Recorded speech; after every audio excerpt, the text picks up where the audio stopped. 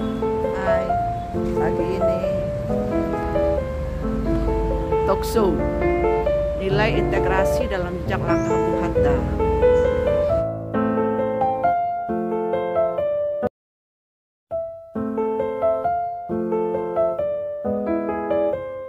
Warahmatullahi wabarakatuh. Waalaikumsalam warahmatullahi wabarakatuh. Selamat pagi, salam sejahtera buat kita semua. Yang sama-sama kita hormati Ibu Dr. Anda sekalian MK. Mohon maaf Ibu kalau salah. Yang saya hormati Bapak Suloto. Yang saya hormati Bapak Ibu tim dari Yayasan Mutia Hatta. Yayasan Hatta. Yang saya sayangi seluruh siswa SMA Negeri 33 Jakarta dan siswa dari sekolah komunitas yang hadir hari ini. Alhamdulillah, puji syukur karena Allah Subhanahu wa Ta'ala, Tuhan yang Maha Kuasa, atas perkenannya kita masih diberikan kesehatan dan kesempatan untuk bertemu di sini mengadakan seminar dari Yayasan Hatta. Luar biasa, hanya 3 sekolah di Jakarta. Tepuk tangan dulu. Semoga kegiatan kita hari ini diridhoi Allah Subhanahu wa Ta'ala, inspirasi buat para siswa yang hadir di sini. Saya ucapkan kepada Ibu Halida yang menyempatkan diri hadir ke ruangan ini, ke sekolah kami yang sudah tua, Ibu. Mohon maaf sebelumnya. Semoga dengan kehadiran Ibu di sini, anak-anak kami melihat bagaimana kita harus menjadi warga negara yang baik, untuk tetap menjadi warga negara yang baik, untuk membangun negeri ini menjadi lebih baik sebagai generasi Z, untuk menjadi tangguh untuk bangsa ini. Beri kekuatan bagi kami untuk terus semangat untuk mendidik para siswa dengan karakter yang mulia. Pak Suroto ini praktisi ya Pak, praktisi koperasi yang sudah menjalankan koperasi sesuai dengan ajaran Bung Hatta yang diajarkan oleh Bung Hatta. Balai Pusat dari Bank Indonesia yang telah menjadi sponsor buat kami, buat kegiatan ini. Dan terima kasih Pak atas bantuan dari BI untuk perpustakaan SMA Negeri 33 Jakarta. Kami sudah belanjakan bantuannya untuk buku-buku yang keren-keren banget. Kalian nanti bisa membaca bukunya, bestseller semua yang ada di Gramedia kami berikan. Semoga ini menjadi penyemangat bagi kalian. Ini bukunya buku baru-baru, bukan buku mengikuti kegiatan seminar hari ini. Semoga apa yang kita dapatkan hari ini dapat diamalkan dalam kehidupan sehari-hari. Bung Hatta itu banyak sekali tulisannya, buah pikirnya untuk disampaikan ke sesama anak bangsa dan juga untuk dirinya sendiri.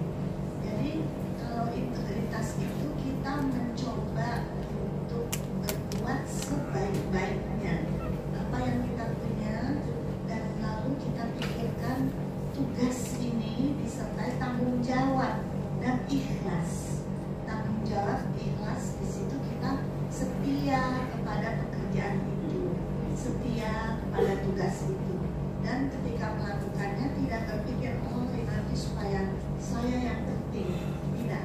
Jadi bukan diri sendiri yang penting, tapi kalau kita berbuat baik dan maksimal, nanti ada rewardnya, dan reward itu datang sendiri, balasannya datang sendiri ketika orang bilang, wah dia jujur ya, dia bisa dipercaya, dan dia orangnya mencari kebenaran.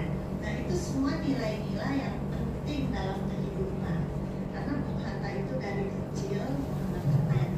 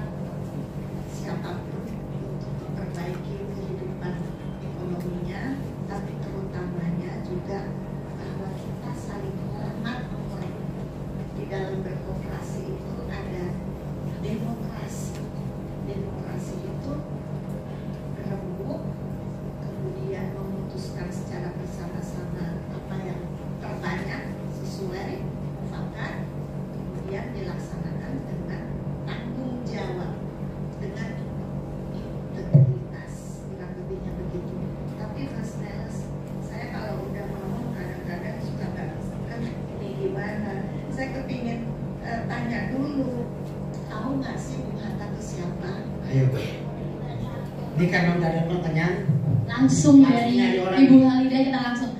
volunteer Ada yang mau jawab? Kalau mau kita tunjuk aja deh Kak. Nih. dari belakang deh. Dari belakang. Yang Oke. perempuan. Nah ya udah kalau gitu nih. Boleh bangun dulu kali? Oke.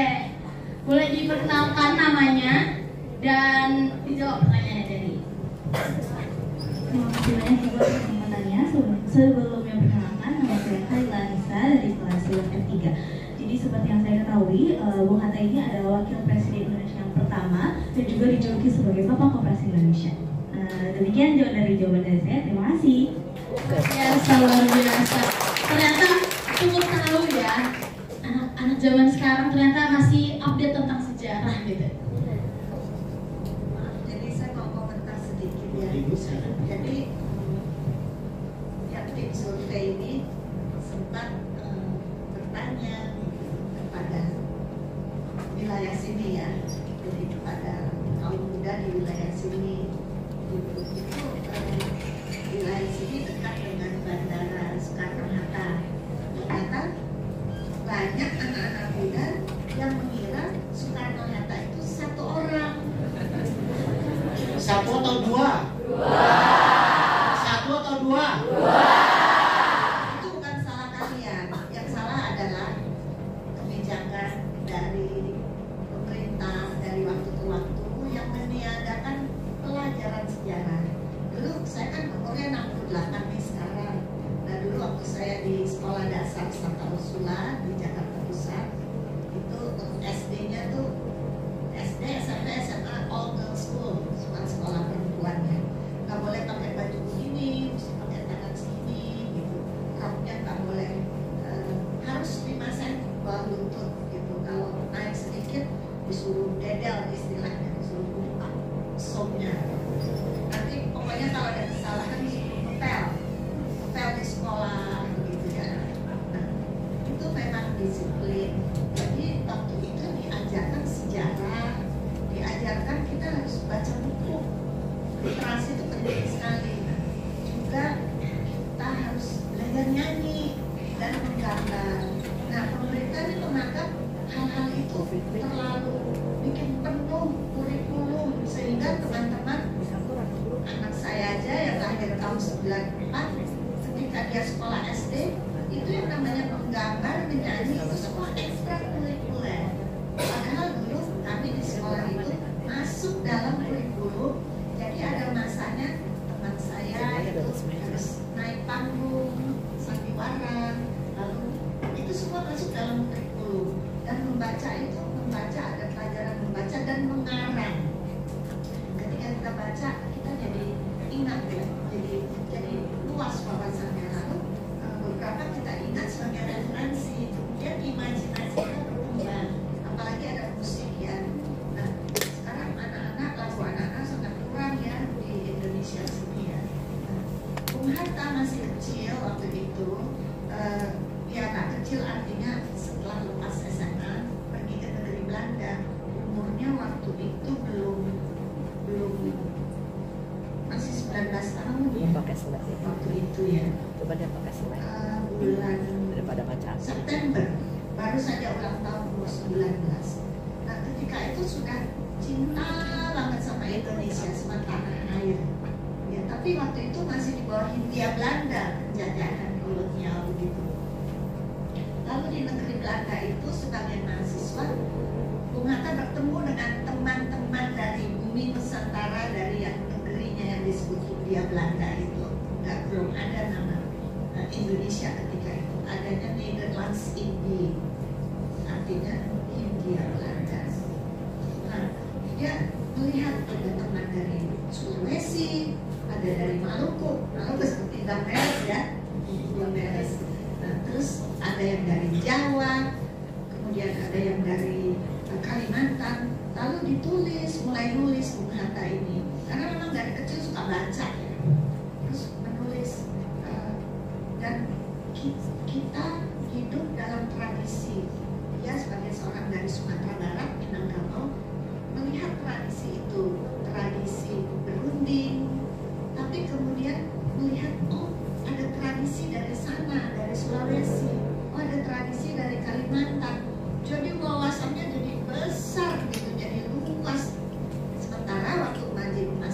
pemuda di SMP di Padang masuk dalam Young Sumatera Ambon, ya pokoknya kaum muda Sumatera.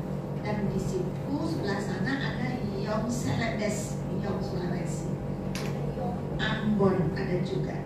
Nah, tetapi dengan berada sama-sama di negeri Belanda, lalu terasa itu saudara kita semua. Itulah salah satu sahabatnya itu Arnold Mononutu. Dia anak orang kaya, punya perkebunan cengkeh di Sulawesi. Lalu orang tuanya kirim dia ke Belanda untuk sekolah mahasiswa. Tapi dia tuh senangnya itu tentang nilai-nilai kebangsaan di Indonesia. Mereka satu grup nih sama Bung Hatta. Lalu di Hindia Belanda sana, di tanah air, orang tuanya dimarahin sama pejabat kolonial. Itu anak kamu di Belanda itu ngapa-ngapain itu, memikirkan tentang Indonesia merdeka. Akhirnya apa? Orang tuanya mencabut dana untuk anaknya sekolah di Belanda. Karena bagi orang tuanya di Sulawesi waktu itu, ya dia butuh, dia udah punya nama, dia punya perkebunan. Kalau anaknya begitu nanti dia disusah-susahin hidupnya di Sulawesi. Tapi Bapak Arnold Mononutu ini tetap tegar, biarin nggak apa-apa, tapi saya mau Indonesia merdeka. Jadi itu yang namanya cita-cita kebangsaan, dan itu yang namanya integritas.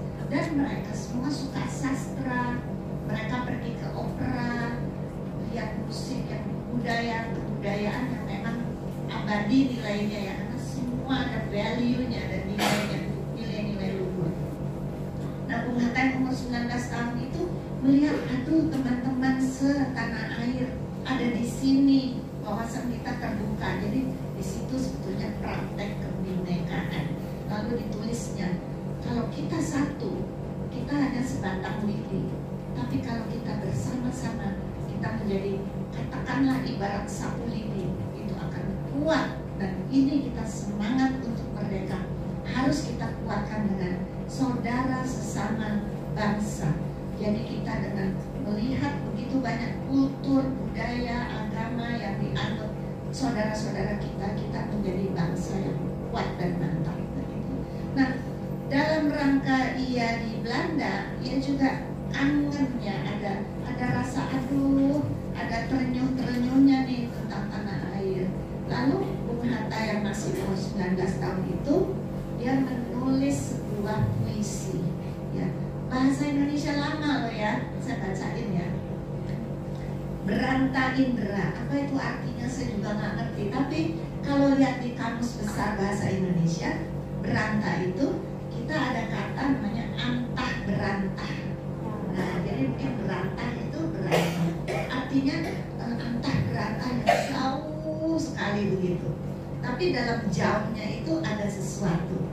Nah, ini beranta Indra. Indra kan ada rasa ya, ada rosok, ada rasa. Ini puisinya Bung Hatta. Lihatlah timur indah berwarna. Negeri kita kan di timur ya. Fajar menyingsing, hari pun siang. Syamsu memancarkan sinar yang terang. Syamsu itu dari bahasa Arab artinya matahari ya. Khayal tersenyum. Kata saya udah kurang bagus nih. Berpanca indra. Khayal tersenyum berpanca indra. Kalau kita membaca buku banyak, itu kita ada daya imajinasi, ada khayal. Nah, itu seperti punya mata, punya telinga, punya hati, punya batin.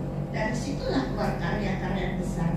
Makanya kita lihat ya, juga kalau kita holistik itu bisa menciptakan satu karya yang besar, yang bagus buat kemanusiaan.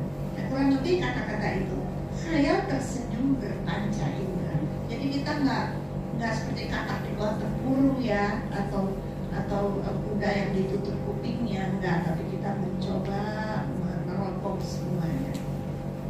Angin sepoi bertiup dari angkasa, berembus ke bawah, ranting diguncang.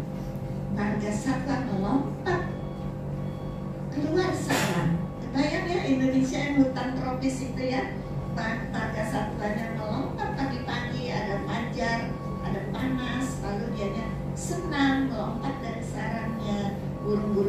terbang gitu ya. Melihat beranta indera indah semata. Langitlah Zuardi teranglah sudah, bintang pun hilang berganti-ganti. Cahaya Zuhari mulai muram. Jadi si cahaya bulan mulai muram ya kelihatannya gitu ya. Hewan menerima selamat alam. Hati pun girang tiada terperi melihat kekayaan subhanallah. Muhammad Hatta, Rotterdam. Di sini terasa ada sesuatu, apa itu namanya? Sesuatu keterkaitan dengan alam semesta, menghargai alam, menghormati alam yang ciptaan Tuhan dan memelihara. Mungkin ini tugas kita ke depan, di mana sekarang ada masalah climate change, ada masalah laut yang kotor, sungai yang tidak diperdulikan oleh masyarakat dan lain-lain. Ini menjadi isu, menjadi masalah dan tantangan maupun kesempatan bagi kita semua. Saya Oke, terima kasih Bu. Setelah itu sangat menjunjung tinggi integrasi. Apakah Ibu melanjutkan integritas, betul? Apakah Ibu melanjutkan itu dengan cara apa juga Ibu melanjutkan legacy dari Ibu? Keluarga berlima ya awalnya, ayah, ibu dan 3 anak. Jadi interaksi di dalam rumah itu juga sebetulnya mendidik tingkah laku kita. Dan walaupun tidak berarti apa yang ayah ibu berikan terus langsung kami bertiga sempurna. Tidak, karena kami masing-masing juga individu juga ada bawaannya sendiri-sendiri. Jadi ada sifat susah-susahnya juga sendiri gitu. Jadi kalau nilai dari orang tua yang saya harus nilai itu baik. Jadi pertama kejujuran dan ada demarkasi. Demarkasi misalnya ini barang saya, ini barang kamu. Jadi kalau misalnya mau pinjam jangan main ambil aja, tapi ya bilang mau pinjam gitu, dan juga nanti kembalikan ke tempatnya semula. Seperti ini hal-hal kecil aja, tapi sebetulnya itu ada nilainya nanti kalau kita sudah jadi orang kantoran, ataupun kalau kita di dalam sekolahan sama teman sekolah, kita menghargai apa yang punya teman, apa yang kita punya. Kalau mau pinjam nanti dikembalikan lagi, dan jadi harus ada demarkasinya. Dan juga terutamanya kejujuran, harus jujur. Memang mana ada sih manusia nggak salah, pasti salah, tapi harus mengaku gitu. Jadi karena intinya nih kalau kita bohong nanti kita harus menciptakan kebohongan baru untuk menutupi kebohongan yang awal. Kita jujur dan kita memang misalnya takut ya, tapi bener sih gitu ya, bilang aja gitu. Memang saya pecahin gelas itu gitu, takut dimarahin, tapi bisa dikembangkan ya. Nah itu, jadi nilai-nilai seperti itu yang di dalam keluarga. Jadi kalau baca ceritanya kan Bung Hatta itu hidupnya teratur di masa pembuangan sebagai tahanan politik di Banda Neira. Waktu itu setiap jam 5 sore itu pasti lewat kebun pala. Maka pekerja-pekerja yang di kebun pala sudah tahu, oh itu Bung Hatta lewat, berarti kita sudah bisa pulang. Artinya udah jam 5 sore. Dan seperti itu ada konsisten dan juga hidup ada tujuan. Masih tentang karakter ya. Jadi Bung Hatta itu menulis dari dalam buku yang ke-9 ini tentang karakter. Bahasa Indonesianya bahasa Indonesia lama ya. Untuk saya orang yang dari zaman dulu gampang bacanya, tapi nanti generasi Z sama Alpha ini mesti tanya juga atau mencari di Google ya. Tapi intinya yang ditipu itu seluruh bangsa gitu ya. Jadi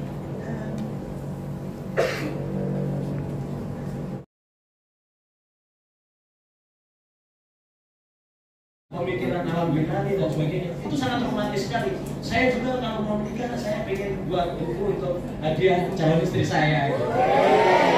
Gak cocok bikin yang lebih romantis dari Bung Hatta. Kalau Bung Hatta ngasih 1 buku, bikin 10 buku. Jadi intinya koperasi itu, Bung Hatta itu kenapa disebut Bapak Koperasi? Karena beliau selalu berjuang mati-matian untuk apa? menyebarkan apa yang menjadi nilai, gagasan, dan juga praktek koperasi. Ini hebatnya Bung Hatta. Jadi beliau ketika sekolah ke Eropa, ke Belanda, itu liburannya dimanfaatkan untuk mempelajari koperasi. Kenapa? Karena koperasi ini dianggap sangat penting sekali. Terus sebetulnya apa sih yang dipelajari? Koperasi itu apa? Itu bukan hanya baca bukunya, buku diktat dari sekolah, tapi apa? Dilihat langsung. Bung Hatta itu melihat langsung, mewawancara, mendiskusikan dengan para pelaku koperasi gitu. Dan bukunya itu menulis tentang kisah-kisah itu, tentang wawancaranya dan sebagainya. Dan yang menarik adalah kenapa Bung Hatta kok begitu kukuh, begitu bersemangat ingin mengembangkan koperasi? Karena sejarah koperasi pertama kali di dunia itu berada di Inggris. Didirikan oleh 28 orang buruh bersama reformasi sosial. Maksudnya orang-orang yang intelek tapi baik. Nah, 28 orang ini itu mereka mendeklarasikan apa? Mendeklarasikan koperasi ini dengan nama apa koperasi ini? We are the Equitable Society Pioneers of Rochdale. Kami adalah pionir we are the Equitable Society Pioneers of Rochdale.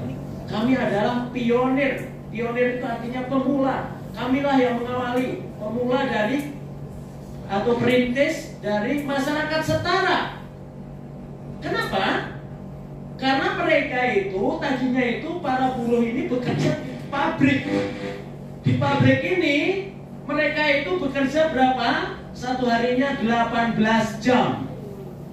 Terus kemudian mereka gajinya hanya 0,5 penny. Itu berarti berapa pound sterling ya?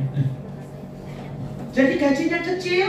Terus kemudian mereka itu bekerja 18 jam. Terus kemudian mereka itu mengusulkan perubahan nasibnya kepada pemilik perusahaan, tidak diberikan. Itu siapa pemilik pabrik, pemilik perusahaan besar-besar itu? Itulah yang disebut dengan kapitalis. Kapitalis itu orang yang punya kekuatan modal, dialah yang menguasai para pekerja terus, menindas, memeras, yang dijadikan dasar itu. Terus kemudian apa yang dilakukan oleh para buruh? Karena mereka mengusulkan perubahan nasibnya tidak diperhatikan, akhirnya para buruh ini apa yang dilakukan adalah kalau para pemilik modal besar ini mereka bisa mendirikan perusahaan, kami buruh-buruh ini juga sebetulnya bisa mendirikan perusahaan untuk diri kami sendiri. Apa yang mereka lakukan? 28 orang buruh itu mengumpulkan uang 1 pound sterling satu orang. 1 pound sterling berapa sekarang kalau dikurs? Sekitar 30.000 ya, atau 25.000, 20-an ribu. Hanya 20.000 dan itu butuh waktu 1 tahun. Karena apa? Mereka harus mengurangi uang makan mereka yang sudah gajinya kecil. Bahkan buruh-buruh ini, mereka itu pekerja para buruh ini adalah apa? Mereka itu adalah orang-orang yang membuat selimut dari pabrik tenun. Tapi mereka itu tidak punya selimut untuk diri mereka sendiri. Barang-barang sembako kalau mereka itu ada 5 jenis. Ada oats, ada lilin, ada karena mereka itu penerangannya rumah-rumahnya rata-rata hanya pakai lilin, belum ada listrik. Terus kemudian ada kacang butter dan sebagainya. Ada 5 jenis. Terus kemudian mereka membuat toko kecil itu dengan sembako itu hanya buka 2 jam di malam hari di hari Sabtu. Karena apa? Dari ide kecil ini, ide kecil yang dilakukan buruh, itu mereka itu sekarang sudah menginspirasi berapa orang membangun koperasi? 1,3 miliar orang. Ada besok sebagai tahun koperasi internasional. Kenapa diakui sebagai dan dihargai bahkan menjadi bukan hari koperasi ya? Habis sebagai tahun koperasi, sepanjang tahun nanti orang akan ngomong koperasi, pemerintah dimanapun seluruh dunia akan ngomong koperasi. Karena apa? Karena koperasi telah berjasa menyelamatkan para buruh, menyelamatkan menyelamatkan hidup orang-orang yang ditindas oleh orang-orang yang memiliki modal terlalu besar. Adventure untuk membela orang-orang kecil. Sebagai pahlawan, Anda tahu? Apakah kita tidak bisa menjadi pahlawan seperti Bung Hatta? Bisa. Pahlawan adalah orang yang melakukan sesuatu untuk kebaikan bagi masyarakat. Itu coba, mahasiswa sudah diintimidasi, dibawa ke pengadilan. Karena apa? Karena membela rakyat Indonesia yang sedang menderita di tanah airnya. Jadi beliau itu di Belanda itu melakukan pertemuan, meeting-meeting, melakukan penyebaran gagasan tentang Indonesia merdeka. Dan harus berhadapan dengan pemerintah kolonial dan menghadapi yang namanya apa? Yang namanya pengadilan.